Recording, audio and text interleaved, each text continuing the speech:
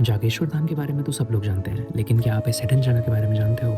यहाँ से 180 degree panoramic view जैसे हिमालय के कुछ ऐसे खूबसूरत नज़ारे देखने को मिलते हैं। माना जाता है कि यहाँ पर भगवान शिव ने जागेश्वर धाम की ओर प्रस्थान करने से पहले भगवान विष्णु को प्रसन्न करने के लिए तपस्या की थी। उसके बाद से यहाँ पे भगवान विष्णु की शालिग्राम रूप में और भगवान शिव की स्वयंभू शिवलिंग के रूप में गर्भगृह में पूजा होती है।